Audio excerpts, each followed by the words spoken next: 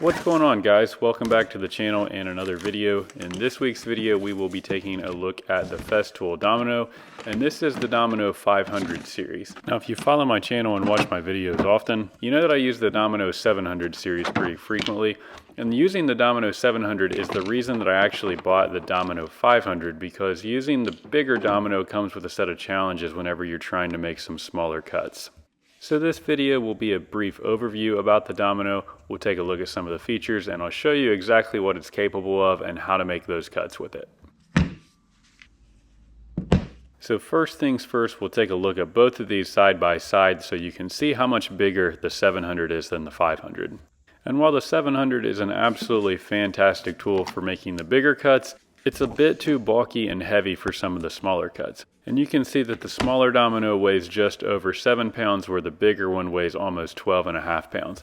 Not a huge difference, but when you're making repetitive cuts with this, you'd be surprised at how much of a difference that 5 pounds actually makes. So on the left side there is a gauge that allows the fence to come down at different angles, and if you paid attention before I started talking, you could hear how it made certain clicks at certain angles. So there are preset angles that it kind of favors the 22.5, 45, and 67.5 degree marks, although you can set it to any angle you wanted. So if we wanted to cut a 45 degree mortise, this is what that cut would look like. Speaking of making a cut, if you're unfamiliar with the Domino, there is a cutter that whenever you plunge forward, it's exposed in the front, which will both oscillate and rotate at the same time, which cuts out that mortise. So on the left side there is a lever ranging from 12 to 28 millimeters that'll measure how far forward the cutter will plunge.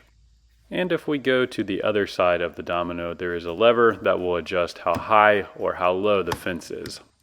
You can easily tell how high the fence is by the gauge on the left side, but there's an easier way to do this than reading the gauge. And that easier way is to use this predefined stop block that has different height measurements. So you can see here it ranges from 40 to 14, and you can even take it past that. But that'll set how many millimeters high the cutter head is from the top of the fence. So that first image was 14 millimeters high, and this image is 44 millimeters high. So you can see there's quite a difference in the height that it can plunge.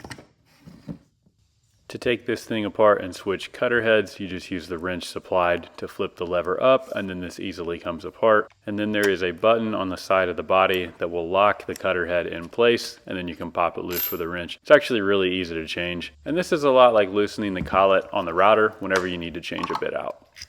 The Domino comes with a 5mm cutter, but I went ahead and purchased the 6mm cutter. That way I would just have both of them for whenever I needed them in the future. And here is just a quick look at the tenons that I'll be using pretty frequently with this. So these are the 6x40mm tenons, and they're also from Festool, but really it's just a pre-cut tenon. Now you could make your own, but these are really convenient just to buy. So on the left is the Domino I'll be using, and on the right for comparison is the 14mm by 140mm, which is the biggest tenon they make. As far as dust collection goes, you just attach the hose on the right side, and then also there's a power cord that goes to the back of the Domino. The cool thing about the power cord is that the power cord is universal for all Festool tools. So this cord will work for the Domino, the track saw, the sander, the router, and all of the other tools that have a power cord. And with everything attached, here is what this thing sounds like.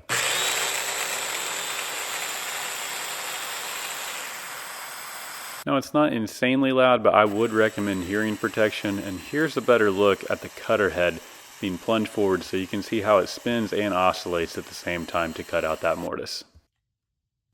Another cool feature of the Domino, which we'll take a look at a little bit later in the video, but is the ability to make tight joinery or loose joinery, which can be adjusted by that dial. Here's just another quick look at the oscillating action so you can see how it lines up with the gauge on the front, which lets you easily line this up for what you're trying to cut.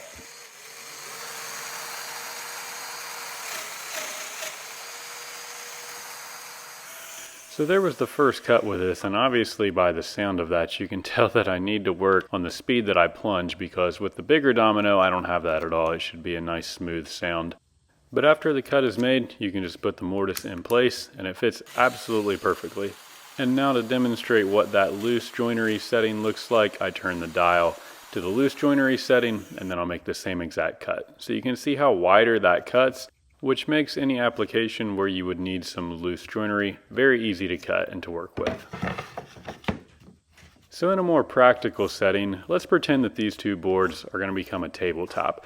And I want to use dominoes for alignment purposes to make sure that I can get a good glue up whenever I put these boards together. So I first line both boards up and then use a straight edge or a square to make a mark across the tops where the joint will be. And then I can use the gauge on the front of the domino to line up right on top of that line that I drew and make sure that I put the mortise in the exact same spot on each board.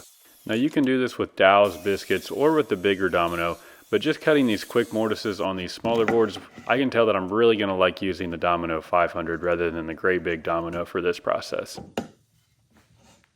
So the strength from this joint will come from the glue whenever these panels are glued together, but as far as alignment, the dominoes work extremely well for this, and honestly I can't think of an easier process. Another cool feature of the domino are the tabs on the front of the base, which can be used as a consistent measuring for if you need to cut a mortise the same length from the outside of the piece. And this is a method that I've used over and over multiple times whenever I'm connecting apron pieces to table legs. So the domino kit comes with these extension wings. I actually think these are called the cross stops, but these attach very easily to the frame of the domino, and then there's a little swivel that locks them in place. And basically these extension pieces let you make that same exact cut we just looked at, but only if you needed to go further off or the piece was wider or bigger or something like that.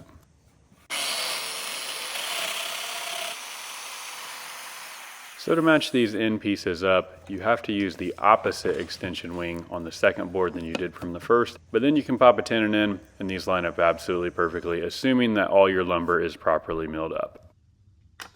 The last accessory that I want to mention is the trim stop. So you just pop it over the end of the fence, lock it into place. And this is an easy way for you to cut mortises in the exact center of several pieces that are the same dimension. There's a set of green wheels on the bottom that tighten each piece up, and they can slide from the outside or the inside depending on how wide the piece is. And it was at this point that I realized there was a plastic protective piece on the bottom, so I got rid of that. And then each piece can be adjusted on each side and tightened down to where they match up with each other.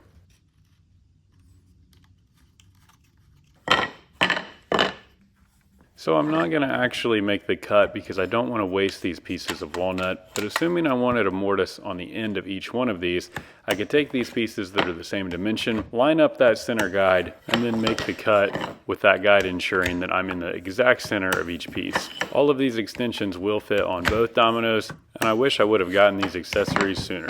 So that'll wrap this one up.